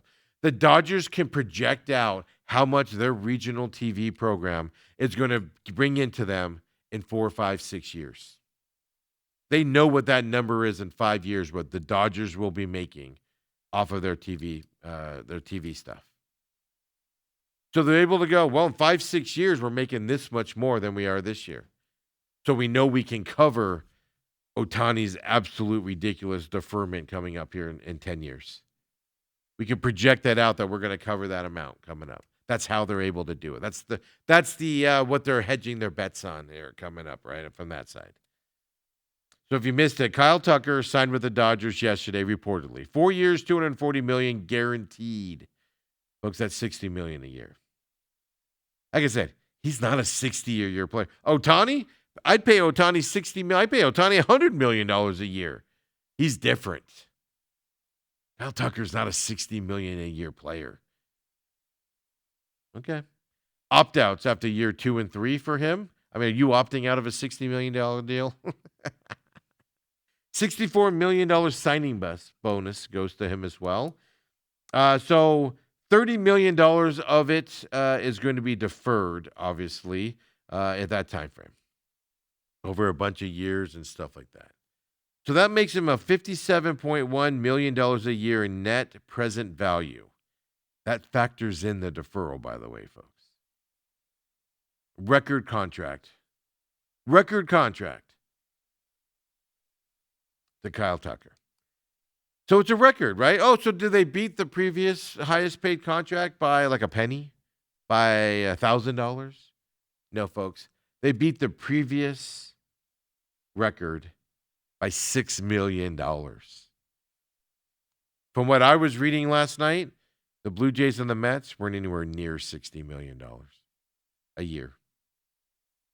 Not even near it. And Dodgers weren't even in the conversation that he was going to sign there, that they were even in the talks. It was Blue Jays, Mets. So much so that I know Cardone, who does a show on Fox, he came out and said he's going to be a Met by the end of the day. Other people were confident he was going to be a Met by the end of yesterday. And it just doesn't just feel like the Mets or the Dodgers just swooped in and go, all right, we'll beat whoever's offer you got by $10 million a year. Let's do it. You want to be here? Let's do it. It's not good for the sport. They're stockpiling talent there in the deal. But you could say it's not good for the sport, but then the Dodgers ratings are through the roof. People want to watch this all-star team, whether you want to see them fail or you want to see them make it through it. Mookie Betts had a terrible year last year, folks, on Mookie Betts standards. And they were able to overcome it. They had a terrible bullpen last year, and they were able to overcome it. They just dispatch everybody throughout the playoffs. The Brewers couldn't even compete with them. Remember that series? Mm-hmm. It's just before it used to be the low-end teams couldn't compete. The Pirates, the Marlins, those types of guys couldn't compete in the sport early in the season. Now it's looking like the Padres, who have a huge payroll, are they going to be able to compete? The Blue Jays have a huge payroll, folks. Are they even going to be able to compete?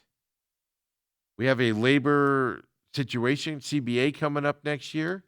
And to me, it's not that they're spending that kind of money on these players. I'm not going to lie to you guys. Dodgers can afford to pay these guys outright. But they would be hampered. Eventually, they'd hit that window where they wouldn't be able to spend anymore. But by deferring the money, you're allowing yourself to have more money to sign more big-name guys today. Whereas if you were paying everybody just out of pocket every year, you would eventually hit a limit. And you wouldn't be able to go let's say you wouldn't be able to go $60 million. But by deferring it, yeah, we can do that. We can do that.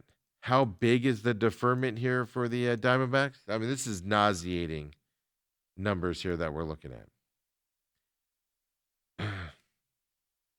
Now, the other reason the Dodgers are doing is they get to avoid the tax hit out there, right? The luxury tax hit. If you go over a certain threshold, luxury tax comes in, and the Dodgers are able to avoid that because you don't pay the luxury tax until you pay the money out.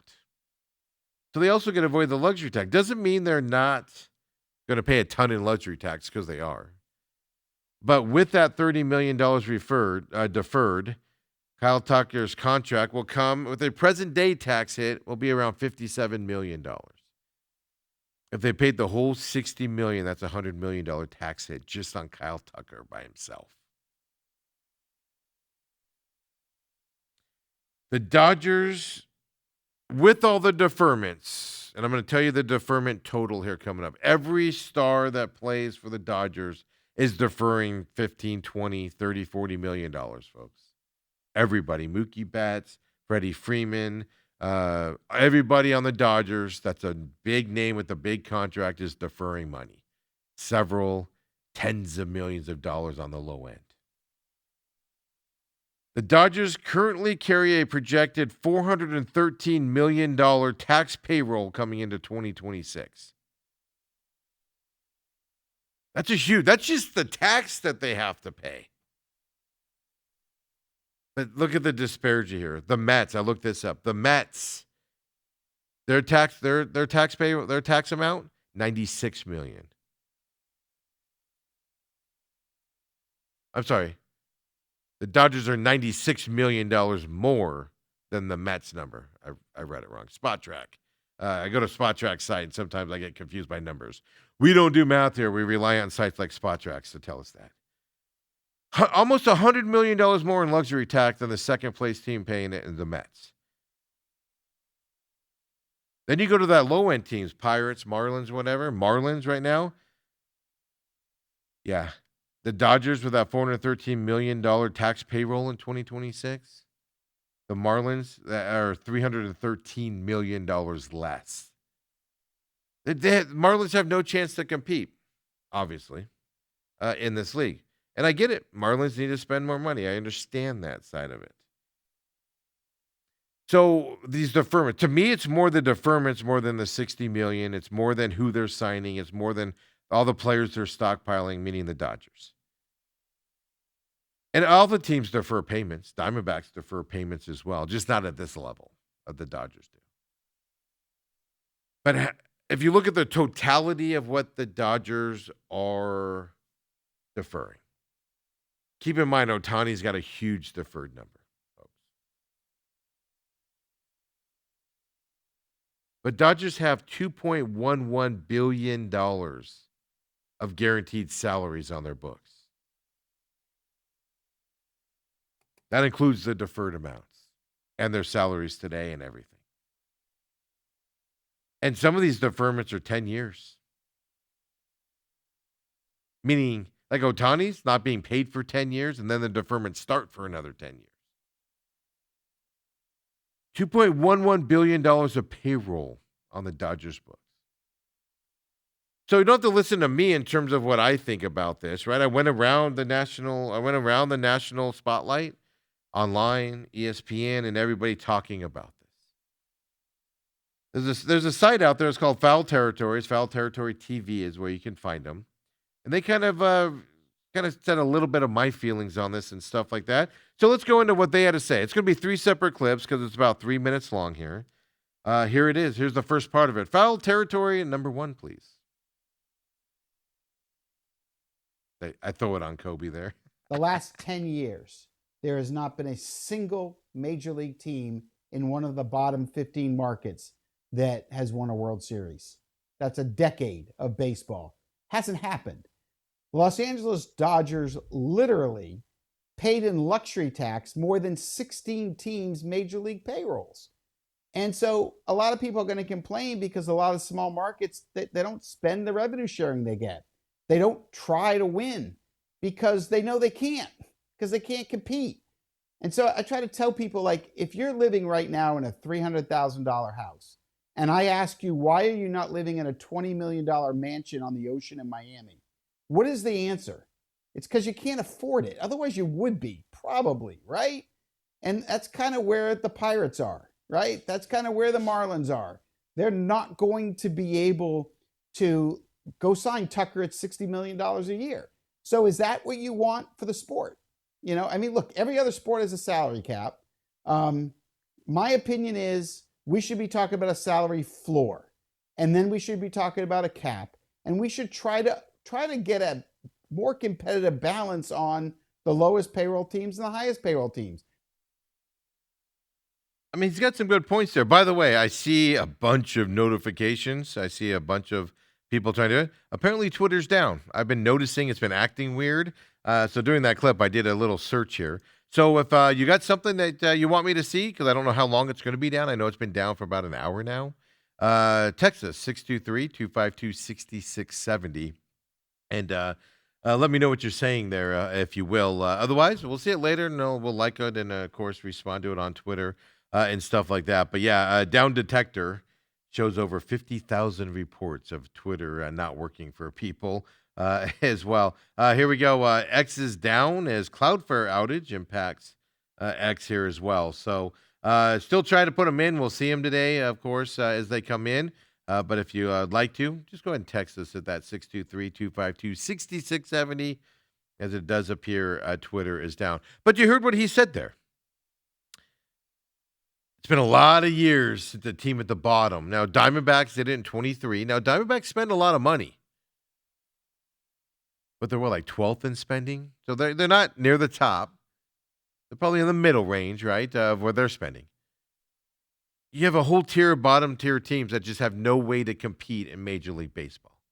Here we go. Foul territory number 2, folks. So here's what he continues to say. Look, the big market teams like LA and New York are always going to have bigger payrolls.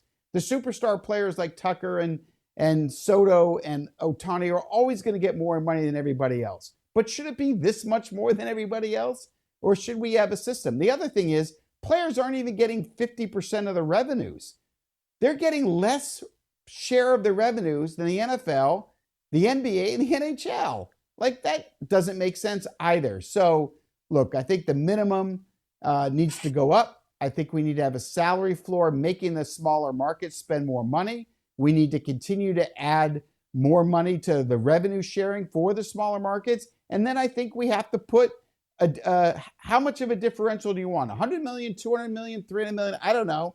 Let everybody decide, but you can't sit there and have a system where one team can spend whatever they want, whenever they want, and 15 teams can't.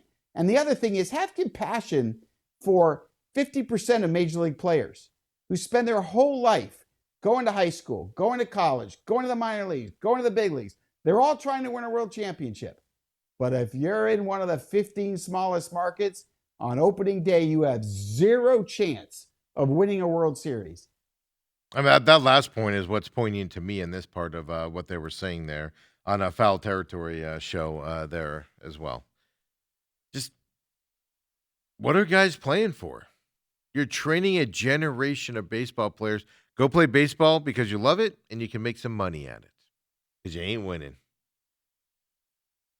You're telling the fan base, hey, go support the Marlins, go support the Pirates, go watch some baseball. Just realize your team has no chance. Period. End of story. To a certain extent, the Diamondbacks are in that boat, right? Brewers are in that boat. It's interesting perspectives here, I think. Foul territory, number 3. This is the last clip we're going to play from this, but just some things that he brought up here that are interesting to the point of view. I think it's okay in the NBA that the Oklahoma City Thunder have the best team. And I think it's okay in the NFL that teams can go from last to first. And I don't think this system works. I'm happy. If you're a Dodger fan, I think I'd be thrilled. If I'm a big market team, this system is perfect for you. But when you have the 15 smallest markets that have not won a single World Series in a decade, the last team to do it was the Kansas City Royals. That's a problem for me. It's fascinating, the points that he brings out. It should be a problem for everybody. What were we saying going into the playoffs last year? World Series. Oh, my God. Do they want a Milwaukee in the World Series? Major League Baseball would hate Milwaukee in the World Series. But yet, NBA thrives with Oklahoma City in the playoffs last year and winning the championship. The Florida Panthers have won the NHL Stanley Cup a couple years now. Vegas has won one recently. Smaller market teams can step up and win it. It's not bad for the sport if smaller market teams are good and get up there, but baseball acts like they can't have it. They got to have the Dodgers. They got to have the Yankees in there. They got to have the Mets in there. Got to get Boston in there. We got to get those big markets. Otherwise, nobody's going to watch. There's proof in that. Texas and Arizona battling it out in 23. Not the highest ranked World Series out there.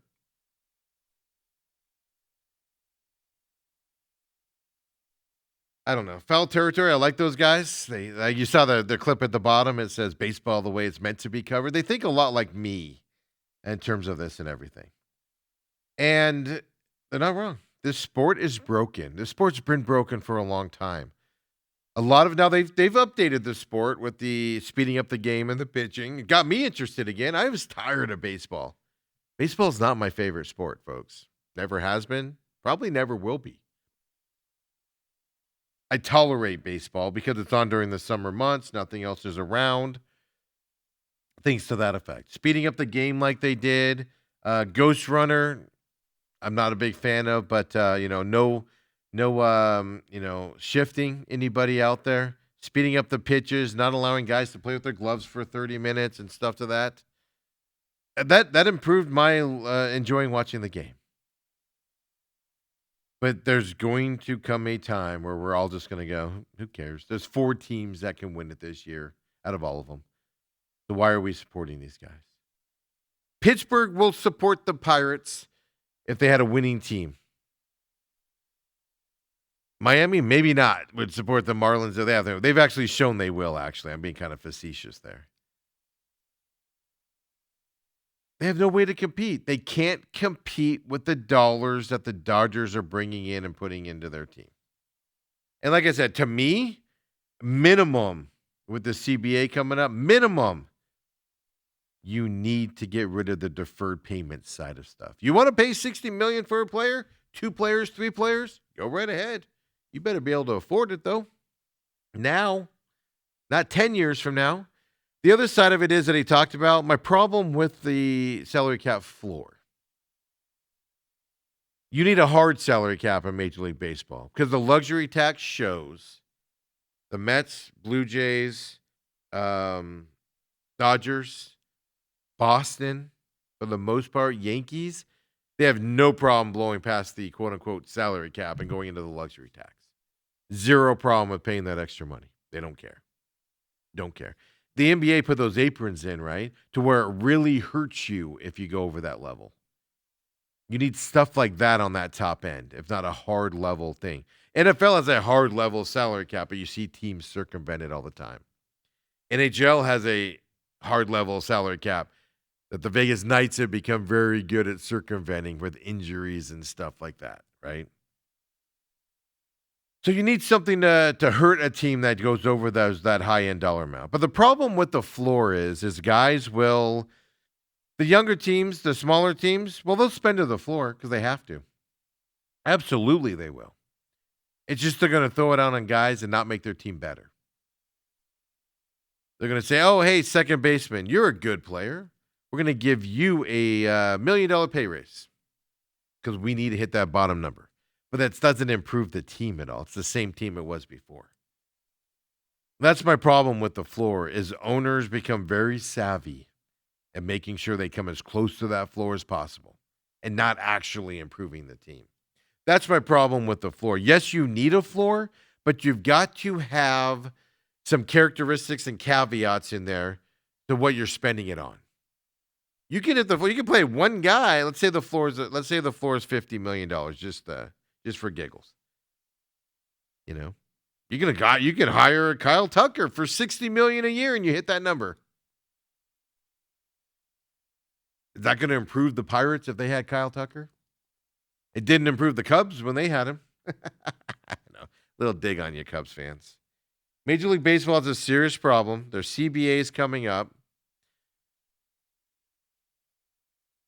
I'm expecting, and what I'm reading on it, I'm expecting a full year sit down next year.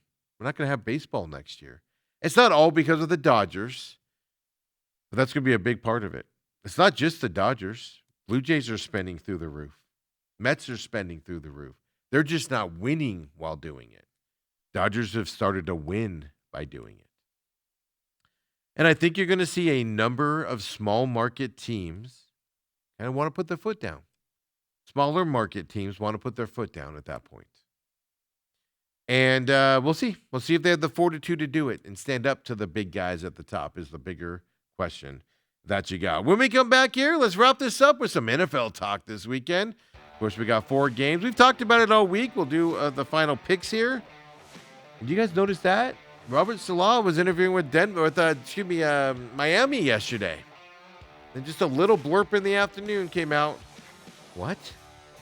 He's doing what now? Come on back, folks. The main event.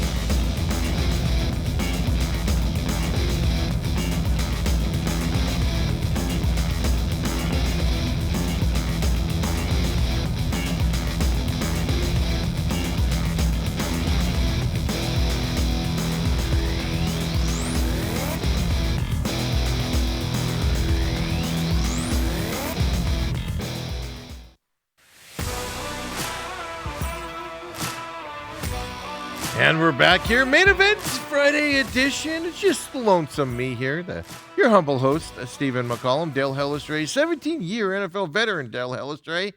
Yes, he made me put it in the contract. I have to call him that whenever I speak his name on air. He wanted me to do it in real life, and I was like, I'm not doing that, dude. I'm not. You have to pay me to do it at that point if we're gonna play that game out there and everything. So he's off today as well. Don't forget, McCollum on Business coming up at 11 o'clock today. McCollum on Business is off on Monday. Martin Luther King Day means markets are closed. So that show's definitely off. We're planning on being here on Monday for the main event. Dale will be off then. But like I said, the only caveat is last couple days I have not been feeling well. Just stomach issues galore. Nothing bad. It's just I've been feeling blah. I think I'm fighting something off here. My throat's a little scratchy today and things. So we'll see how I feel over the weekend. I'm planning on being here Monday. Only reason I won't be is if I take a turn for the worse and need a recovery a day out there, which means McCollum on Business on Tuesday will be 7 a.m. here coming up for that morning show before going back to 11 on Wednesday here coming up as well. So give you a little bit of a programming notes out there. And Twitter's down. X is down right now. Been down for the last hour. I see 17 notifications here. A lot of those are you guys tweeting at us and stuff like that. Can't see them. It's down officially. So if you catch us, 623-252-6670. Well, of course, I'll look at them here when Twitter or X decides to come back up. And we'll take a look at them then and do some responses and things like that. But we appreciate the effort in trying to communicate with the show as well. Like I know one of them, because it popped up on my phone from Robertson, there's about Arizona in the free throw disparity with, oh, actually, here it is. Some of them are coming up on my phone to where I can see them. If I click on them and go into X, though, they disappear. But Robert talks about the 40 free throw differential that Arizona tends to get in college basketball deals, what he texted in as well. But we got, of course, before the national championship game on Monday night that nobody's talking about or caring about out there. I've told you guys all along, Indiana's winning this national championship. Indiana's probably going to blow them out. 8.5 points is the Vegas difference here on FanDuel as of today. So I'll tell you that my Indiana thing, I'll get it posted if on Monday on who's picking what as well. But before we get into this weekend's games, interesting enough, man, we're just sitting there. I went home, took a nap yesterday because, as I said, not feeling well. Took a nap, and wake up. I see Robert Salah is interviewed with the Dolphins. Sweet. Kind of like in that fog of, am I awake? What year is it? Oh, my God, I missed the school bus type of a nap, right? Just keep scrolling. Oh, Robert Salah is going to do a late-night interview with the Cardinals? Two things struck me as that. We don't have any, what happened during it, any follow-up on it or whatever. Robert Salah, obviously, or Salah is what his real name is. But everybody's talking about, he's got a game coming up this weekend. Obviously, Niners play Saturday afternoon. So he's trying to squeeze in these interviews and things to that effect. Everybody's like, oh, Harbaugh, phone call Harbaugh, that's all that he would give him. Folks, Harbaugh was never coming here. I don't care if Michael Bidwell was going to throw $60 million a year at him. Harbaugh wasn't coming here. Period. End of story. Part of it has to do with ownership, to be honest with you. But a lot of other things. When you have the pick of the litter, teams like the Cardinals do not win out. Just like when Sean Payton was looking for a job. There's a reason he went to Denver. Denver is a better job than Arizona is, especially with billionaire Walmart owners. But the thing that impressed me the most, now I could be reading into this completely wrong. You guys ever been asked to do something? Or if you guys are in the corporate world or in the world, it's happened to me a lot when I was there. Hey, why don't you interview for this job? I don't want that job. And maybe just put your name in on it. Just go through the process. And you're like, I don't want to do it. And you find every excuse to not do it, right? Because you don't want to do it.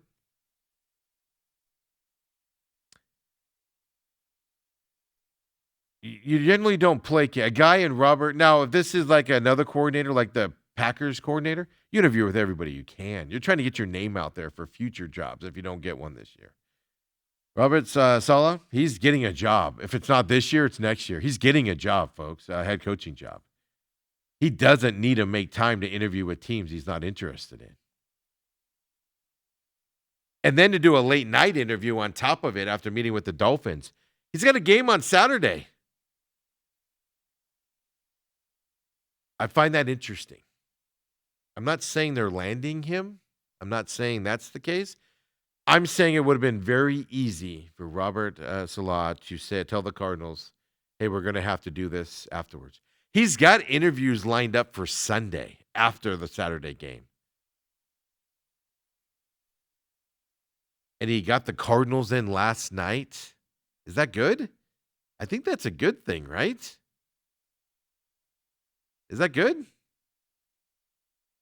I think it's an uphill battle for the Cardinals to sign Robert Salah. He's got better options out there for him. He does. Dolphins are a better option than the Cardinals. Now, it has to be a two-way street. But if somebody else likes him more, you're going to lose out to that. But the fact that he went to the Cardinals at a late night deal, right? Instead of scheduling him Sunday or Monday, is that a good thing? I think that's a good thing. He could have blown him off. He could have said, no thanks, I'm not meeting with you. Could have said a lot of things to get out of that. Hey, I had the Dolphins scheduled. I got to get ready for the game. Let's talk after Sunday and get you scheduled. There's 1,000 things you could have done. I don't know. If you want to do something or if you're interested in something, you'll find any way to be available to do it. He had 1,000 excuses not to meet with the Cardinals last night. 1,000 of them. And he went ahead and met with them.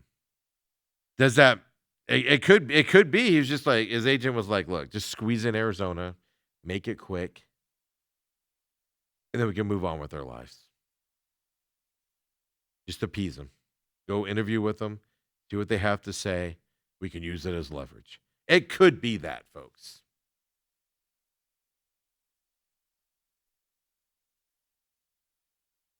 I've never done anything at night that I've never wanted to do unless I'm kicking and screaming. The fact that he went there in a late night deal does kind of work with me there. Twitter did just come up or something. I at least got the notification. Robert says the Wildcats will come out and shoot twice as many free throws as their opponent, just like it has for 40 plus years. Oh, that's the one that popped up, but it's not letting me do anything with it. So they're obviously working on Twitter out there, but Robert did tweet that in there on X as well for everybody out there. So they're slowly coming up. I see. I still have 13 notifications from people tweeting at the show here. So we'll get to that when it comes up eventually. So I don't know. Robert's law. I think that might be a good thing. Doesn't mean you're going to land him, but it tells me he's interested. If you have a game on Saturday, you just got done with the Dolphins, you have interviews for Sunday. I don't know. I think there's interest there. Like I said, you're going to lose him out to a better team. Dolphins, their owner's better. Stephen Ross. I don't know the new GM there, so I don't know. Maybe there's a problem there. The one I'm interested, the spot I'm still interested in, folks. Have you noticed the John Harbaugh contract hasn't been settled yet? Hasn't been an official announcement. He's in New York. Keep your eye on the GM position. That might draw this out a little bit more than you anticipate.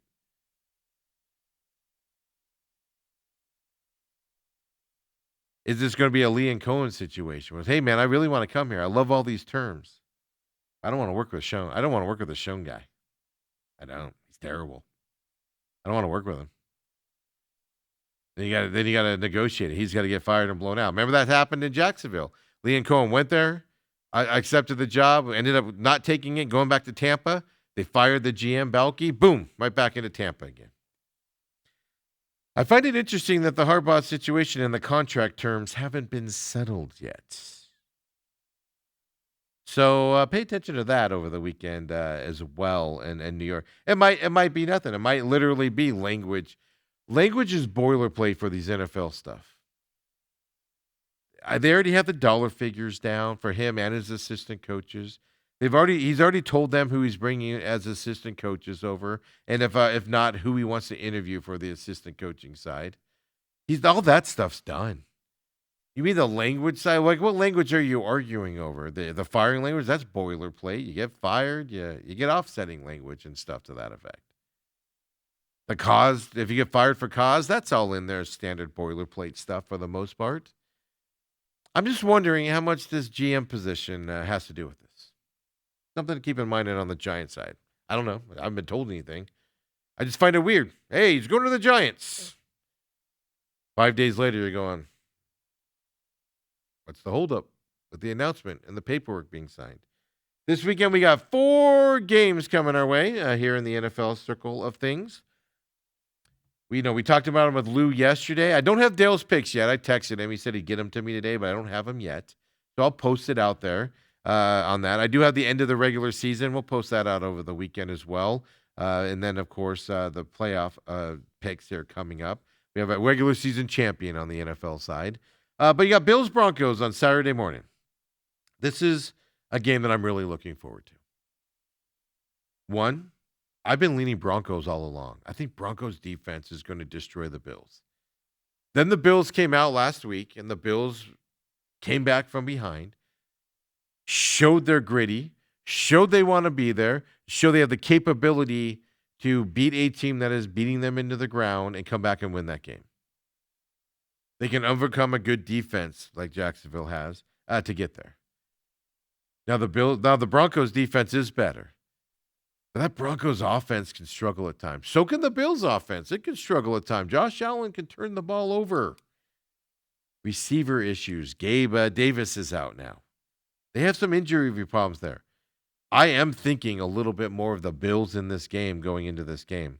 Not only that, I do want to see Sean Payton lose. If you haven't noticed this week, I'm not a Sean Payton fan. Fantastic coach in terms of X's and O's, turning teams around and stuff to that effect. But I just don't like him as a person. Just a miserable dude all the time. It seems like I just think he looks down on people. Like if he goes to Burger King and orders a hamburger, he just looks down on those workers. Those types of people bother me. Right now, Broncos are 1.5-point favorites. As Lou told you yesterday, this opened Bills 1.5-point favorites. It's flipped. Over under 46.5 in this game here as well.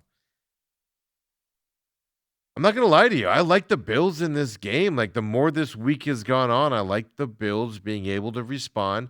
Bills show some grit. They're going to Denver. The cold doesn't matter to them. And that, do the offense of the Bills have enough to score points? This could be a low-scoring game. Broncos can get to that point as well. I'm going to go in this game, as we're spending a lot of time on this. You know what? I'm going to pick the Bills in this game. I'm going to go Bills here. They impressed me a lot last week, getting past Jacksonville. I'm going to go Bills in this game as well. And like I said, when I get Dale's picks, we'll get them posted this weekend as well. 49ers Seahawks. I was not a big fan of this game before. Seahawks are 7-point favorites now. It opens 7.5. I use FanDuel for those of you that don't know. Over under 41.5. We are kind of skewed by the Week 18 performance of the 49ers in that game. Robert Saleh has been interviewing for people. Squeezed the Cardinals in last night. Does that change some stuff? No Fred Warner in this game. He is not being activated this weekend. George Kittle. I know Lou yesterday kind of poo-pooed the George Kittle and said they have other guys that can step up. To me, Kittle being out is a big deal. Shanahan will be able to do stuff. I've thought all along this week Seahawks are winning this game, and Seahawks are going to win this game by 2 touchdowns or so. They're going to dominate this game physically and everything. And then last night, if you didn't catch it, Sam Darnold has an oblique injury. Their backup quarterback has been practicing this week. Now today, Sam Darnold said he expects to play this weekend, but how healthy is he with this oblique injury? That's the bigger question. How healthy is he? I think that brings this game a little bit closer. Seattle's defense is going to dominate the 49ers offense for the most part and shut them down. For the Niners to have a chance, they need to get in there. But that 7 number to me right now kind of opened my eyes a little bit. Maybe the Niners can cover that, but we don't do coverage here in these picks. I am going to stick with the Seahawks, but monitor that Sam Darnold injury. If Sam Darnold doesn't play in this game, I can lean a little bit toward the Niners a little bit more. I think I would stay with the Seahawks still because of the defense. But you got to score points in order to move on. And if the backup comes in and can't score points, it'll be interesting. Injuries are going to be interesting on this Saturday night game as well. Then you got Texans-Patriots. This is my least favorite game of the weekend. I'm going to watch it because football's winding up. It's a 1 p.m. kickoff on Sunday, but I am not excited about this game at all. The Texans' offense is really bad. They don't have studs. Now you've got an injury, right? Nico Collins is out with it. They haven't announced it, I don't think. But he's going to be out because of his concussion. That's one less threat there the Texans have on the offensive side. Texans can score points like they did against the Steelers if the defense on the other side gets worn down and you're able to score points late into the game. I think the Patriots win this game. I think this is an ugly game. I think the Texans defense is going to keep this game close. But I think Drake May and I think the coaching staff there of the Patriots is going to get them through that finish line here. But this is going to be an ugly game. It's going to be almost an unwatchable game. Least most watched game of the weekend. Least game I care about this weekend.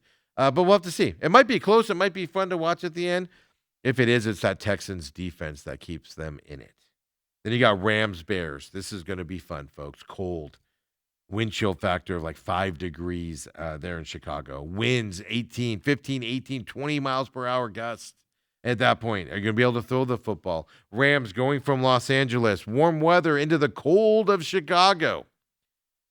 The Rams are the one team I don't worry about going in there. Rams defense has suffered the last couple of weeks. It took a last-second comeback against the Panthers last week in Carolina to beat them. Parkinson, heck of a catch there. To score the go-ahead touchdown late in that game. Then you got the Bears in the cold. Caleb Williams, last week when I was watching the Bears play last week, I'm watching the interaction with how bad Caleb's playing in those first 3 quarters. And I'm watching them cut to Ben Johnson constantly. He's just shaking his head. Like, what are you doing, kid? And then Caleb Williams comes out and he just starts throwing the ball magically. Beautiful throws, silhouetting through the air and throwing it 40 yards down the field for a receiver to go get it. Caleb has those characteristics to him, but he's also can be bad. If the Bears come out and struggle in the first 3 quarters, they're going to be in trouble in this game. Rams are going to control this game with the running game. Short passes to Puka. Short passes to Devontae Adams to control the ball control of this game throughout it. The Bears are going to have limited opportunities on offense to score some points. To me, this game comes down to turnovers. The only way the Bears can win this game is if they have more turnovers than the Rams do. I'm not sold that Caleb Williams is the quarterback of the future for the Bears at this point with that. I think we might see a Shanahan situation where Jimmy Garoppolo gets them to the Super Bowl, the Niners I'm talking about, and then can't hit an open receiver running down the field in that offense, and he moved off of him quickly. We might see that scenario here in Chicago as well, where Caleb's not the guy even though they've advanced this far. And this game's going to kind of sell that a little bit as well, how Caleb Williams plays. I'm going to go Rams in this game to win this game as well in that cold. I'm not confident in it. I think this is the best game of the weekend, not being in 2 NFC West teams. And I think we're going to have 2 NFC West teams in the NFC Championship game, just further cementing the fact that the Cardinals are awful. They can't compete in their own division. I see a lot of people, Visa Network, ESPN, saying 3 out of the 4 road teams are winning this weekend. I've got Bills and I've got Rams as road teams winning this weekend. I just don't see how the 49ers can do it unless Sam Darnold's out or Sam Darnold's injured. I just don't see how the Niners can do it. It's just the Week 18 just sticks in my head a little bit with how they were dominated then. And now they have even more injuries. That's what's kind of tripping me up there on that game. I could see the Texans beating the Patriots. I'm just not going to pull the trigger on that because of that Texans offense.